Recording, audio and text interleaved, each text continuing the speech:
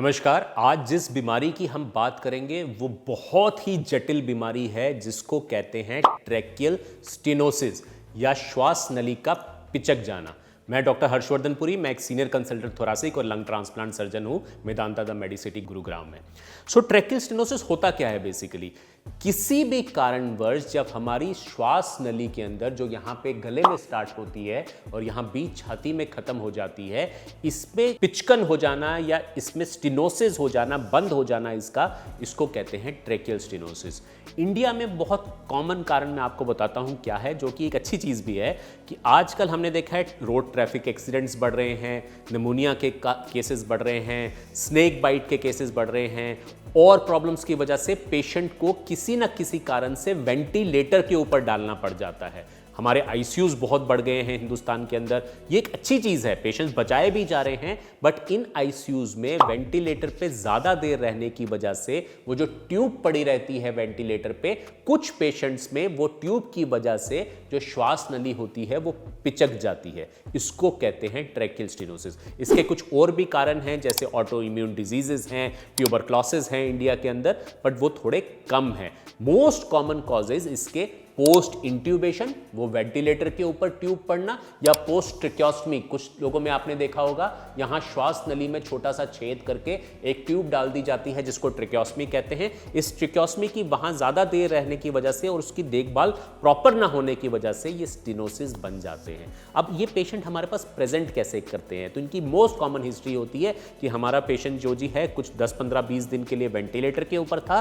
Ventilator निकालने के 10-15 दिन तक के पेशेंट बिल्कुल ठीक रहा और उसके बाद कुछ दिन के बाद इसको सांस लेने में बहुत तकलीफ होने लगी और जब हम लेके गए हमारे डॉक्टर साहब के पास, उन्होंने कहा कि इसकी श्वास नली पिचक गई है या इसको ट्रैकियल स्टेनोसिस हो गया है। मोस्ट कॉमनली इन पेशेंट्स को ना स्टाइडर की प्रॉब्लम होती है, मतलब ऐसे करके ये पेशेंट सांस ले रहे होते हैं और बहुत ही डिस्ट्रेस में होते हैं।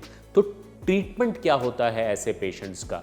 इमीडिएटली इन पेशेंट्स को एडमिट करके पहला ट्रीटमेंट जो होता है वो होता है ब्रोंकोस्कोपी करके इस श्वास नली के स्टेनोसिस को खोल देना, बड़ा कर देना। कुछ लोग सोचते हैं कि ये ब्रोंकोस्कोपी का ट्रीटमेंट करके जब हमने श्वास नली खोल दी तो ये इसका फाइनल ट्रीटमेंट है। ऐसा बिल्कुल नहीं है, क्योंकि कुछ दिनों के बाद वहाँ प्रॉब्लम होने की वजह से वो दोबारा बंद हो जाती है। कुछ लोग मेरे पास 15-15, 20-20 बार ब्रोंकोस्कोपिक डायलेटेशन करवा के मेरे पास प्रेजेंट करते हैं। तो जितनी बार आप डायलेट करवाते हैं उतनी बार वो जो श्वास नलिका का आसपास का एरिया है वो खराब होता रहता है। तो अगर 1 या 2 बार से आपको ज़्यादा डायलेटेशन इसके लिए करानी पड़े तो आप अपने फिजिशियन साहब से ज़रूर बात करिए कि क्या इसका और कोई पद्धति से इलाज हो सकता है, और वो और कोई पद्धति क्या है वो आज मैं आपको समझाऊंगा।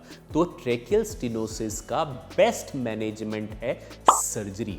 कौन सी सर्जरी? सर्जरी श्वास नलिका की। इसमें हम क्या करते हैं? इस सर्जरी का नाम है tracheal resection and end to end anastomosis, मतलब श्वास नली को काटना और दोबारा जोड़ देना। यही इसकी बेस्ट ट्रीटमेंट है। ये जितनी सुनने में आसान लगती है, ये सर्जरीज उतनी ही ज़्यादा जटिल होती है। भारत में या साउथ ईस्ट एशिया में ये सर्जरी सबसे ज़्यादा हमारे centre Medanta the Medicity Gurugram में होती है। इसमें हम क्या करते हैं? श्वास नलिका, पेशेंट को बेहोश करते हैं, श्वास नलिका को काटते हैं और उसको दोबारा जोड़ देते हैं। ऐसे जो जुड़ाव हैं वो बहुत ही जटिल तरीके से किए जाते हैं, बट ये हम बहुत कॉमनली करते हैं, इसीलिए हमारा सक्सेस रेट 99.9% से भी ज़्यादा ऊपर है। ऐसी कुछ कॉम्प्लेक्स सर्जरीज आजकल हम एक्मो के ऊपर भी कर रहे हैं। आपने नाम सुना होगा मशीन का, एक्मो, जिसको कहते हैं एक्स्ट्रा कॉर्पोरियल मेम्ब्रेन ऑक्सीजनेटर, जो कि एक हार्ट लंग मशीन की तरह होती है। कुछ सर्जरीज, कॉम्प्लेक्स सर्जरीज हम आजकल उस पर भी कर रहे हैं, बट हमारे सेंटर में श्वास नलिका ट्रैकियल स्टेनोसिस की सर्जरी का हर इक्विपमेंट अवेलेबल है। हम ये सर्जरीज बहुत ही आराम से कर पाते हैं और पेशेंट बहुत ही जल्दी ठीक हो जाते हैं ये सर्जरीज करने के कारण। कुछ लोग सोचते हैं कि ये इतनी जटिल सर्जरी के अगले दिन तो पेशेंट बिल्कुल नॉर्मल होगा, ऐसा नहीं है। पेशेंट की सर्जरी होने के हफ्ता बाद तक हम उसको अपने पास एडमिटेड रखते हैं, क्योंकि ये मोस्ट कॉम्प्लेक्स सर्जरीज हैं जो थोरैसिक सर्जरी में हो सकती हैं। उसको ऑब्जर्व करते रहते हैं। हफ्ते के बाद जब हमको लगता है सब कुछ ठीक है, उसके बाद ही उस पेशेंट को डिस्चार्ज किया जाता है। फॉलोअप भी उसका बहुत ही रिगरस होता है। लेकिन एडवांस सर्जरी होने के कारण, अच्छी सर्जरी होने के कारण, कुछ एडवांस इक्विपमेंट जैसे एक्मो की सर्जरी होने के कारण और कुछ केसेस के अंदर हम ये सर्जरी रोबोटिक तरीके से भी करते हैं, जो मैंने अपने वीडियोस में समझाई हुई हैं, दूरबीन के माध्यम से भी करते हैं। सो ऐसी एडवांस सर्जरीज मेदांता में होने के कारण ट्रैकियल स्टेनोसिस के पेशेंट को 100% रिलीफ हो जाता है और उसको दोबारा लाइफ में कोई भी प्रोसीजर कराने की जरूरत नहीं पड़ती। तो आपने देखा ट्रैकियल स्टेनोसिस होता क्या है, इसकी इनिशियल मैनेजमेंट कैसे होती है, सर्जरीज क्या होती हैं इसमें, और कैसे ये पेशेंट बिल्कुल ठीक हो जाता है। कुछ लोग मुझसे पूछते हैं कि भारत में तो ये बहुत ही कॉम्प्लेक्स सर्जरीज हैं, मेदांता में ये बहुत कॉस्टली होती होंगी। ऐसा बिल्कुल नहीं है। कई जतन करके हमने इनके रेट्स को बिल्कुल नीचे नॉमिनल ले आए हैं, ताकि आम जनता जिसको ट्रैकियल स्टेनोसिस की प्रॉब्लम है वो इसकी सर्जरी करा के हमारे से बेहतर हो सके। अगर आप इसके बारे में कुछ भी और जानना चाहते हैं तो वीडियो में ही हमारी हेल्पलाइन नंबर्स हैं, हमसे और हमारी टीम से आप कांटेक्ट कर सकते हैं। नमस्कार, धन्यवाद।